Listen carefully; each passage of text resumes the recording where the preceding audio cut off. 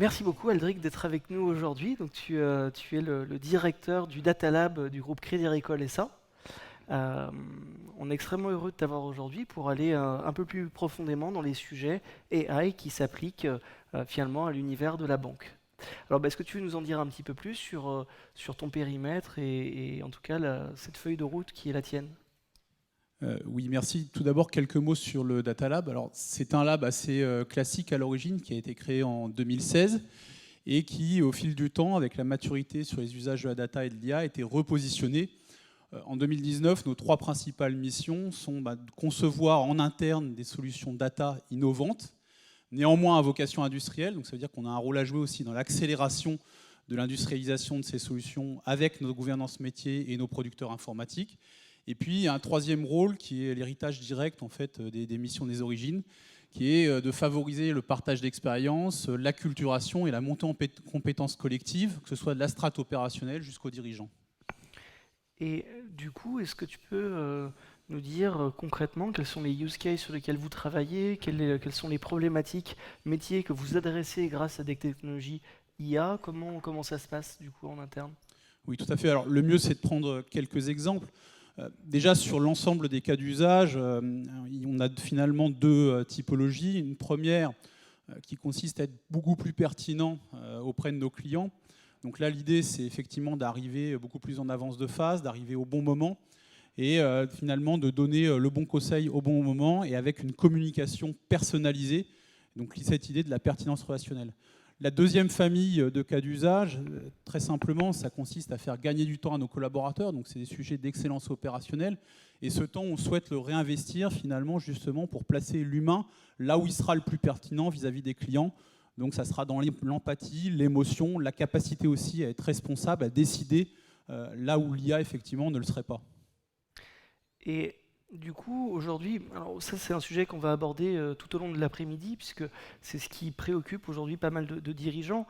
On fait aujourd'hui des proof of concept avec grands groupes, banques, start-up, parfois avec les équipes data, il y a des POC qui sont menés.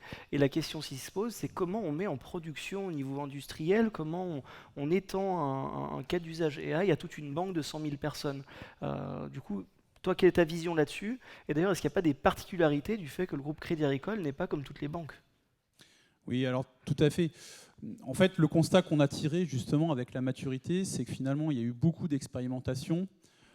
Probablement que finalement, l'enjeu principal aujourd'hui, c'est plus d'expérimenter, les convictions sont acquises, mais c'est de passer à l'échelle.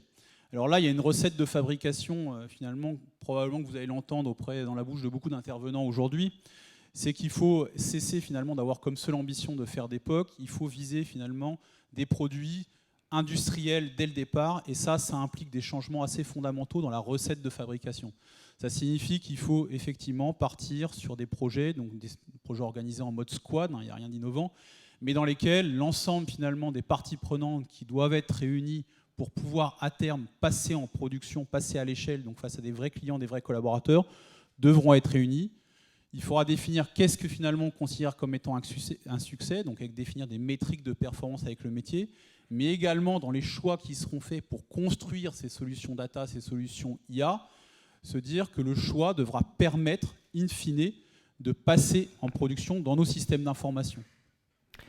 Et donc du coup, finalement, un groupe comme Crédit Agricole, comment ça se passe quand vous les déployez entre différentes euh, caisses régionales?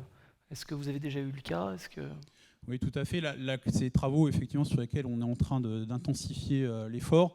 La clé finalement, c'est de passer par la gouvernance métier des caisses régionales, en l'occurrence si on parle de caisses régionales, et effectivement d'impliquer dès la phase de cadrage et dans la phase de construction l'ensemble des parties prenantes, et également finalement de prendre en compte que le produit doit être construit pour fonctionner aussi bien pour une caisse régionale, par exemple la caisse d'Aquitaine ou la caisse d'Île-de-France, ce qui est extrêmement important, puisqu'en fait, l'écueil qu'on peut rencontrer en ayant une organisation comme la nôtre décentralisée, c'est de se rendre compte que finalement des solutions, même industrialisées, peuvent très bien fonctionner dans un environnement d'une caisse régionale ou d'une filiale, mais après qu'on ait de très grandes difficultés finalement à rendre le produit générique pour qu'il puisse correspondre à l'ensemble finalement des spécificités qu'on peut avoir dans notre groupe.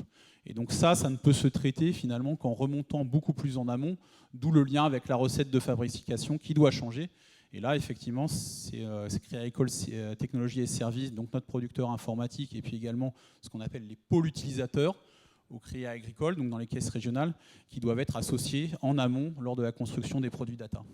Très donc finalement, construire les solutions AI avec les lignes métiers et les penser directement interopérables pour toutes les caisses. Tout à fait interopérables et nativement avec l'ambition de les passer à l'échelle. Bien sûr. Là, du coup, on est un peu sur l'organisation. Si on dézoome et qu'on voit plutôt l'AI et son impact sur la banque, ses employés et ses clients eux-mêmes, comment vous voyez les choses ? Alors, je pense qu'il faut déjà revenir à la philosophie générale dans laquelle, finalement, on construit ces intelligences artificielles. En fait, notre ambition, c'est de finalement être utile, in fine, à nos clients. Donc, la data et l'intelligence artificielle doivent permettre d'être utiles à nos clients. Quand on a dit ça, on voit finalement que ça ouvre tout un champ de priorités qui est celui, finalement, de faciliter le travail de nos collaborateurs, justement pour qu'ils puissent être encore plus disponibles là où leur présence sera pertinente pour faire la différence face aux clients. Donc ça va être effectivement dans des moments clés qui sont relativement rares, si on peut parler par exemple des crédits immobiliers, une présence humaine, chaleureuse, avec de l'émotion, de l'empathie, qui est capable d'expliquer de manière à la fois précise et pédagogique à un client ce qui va se passer pour la suite de son crédit immobilier. C'est extrêmement précieux, c'est un événement qui va arriver 2-3 fois dans une vie, on sait que c'est particulièrement anxiogène pour les clients, et c'est là où on veut placer finalement le cœur de l'intervention humaine. Complètement. Donc finalement, la technologie au service du conseiller, au service du banquier et de ses clients. Tout à fait, ça pourrait même être une définition d'une intelligence artificielle 100% humaine et 100% digitale. Complètement. Et du coup, un mot pour la fin à l'écosystème de l'intelligence artificielle qui est avec nous aujourd'hui. Alors oui, en fait, tout un champ qu'il nous reste encore à investiguer, parce que là j'ai beaucoup parlé de nous, c'est effectivement quelles pourraient être les logiques de partenariat avec l'écosystème externe, puisque j'ai parlé d'un positionnement du Data Lab qui construit en interne. On sait très bien que compte tenu de l'ampleur des travaux, même si on a fixé un certain nombre de priorités dans les prochaines années, il faudra qu'on s'appuie aussi sur des solutions qui nous permettront d'accélérer encore davantage. On n'en est pas encore là, mais bien entendu qu'on aura besoin de coopérer avec l'ensemble de l'écosystème data. Et donc avec les startups, la recherche, etc. Entre nous déjà, le monde de la recherche, le monde académique, effectivement, et puis effectivement des startups qui peuvent apporter des solutions à très forte valeur ajoutée sur des segments qu'on n'aurait pas adressés ou tout simplement qu'on n'aurait pas l'énergie d'adresser au regard de nos priorités sur notre feuille de route.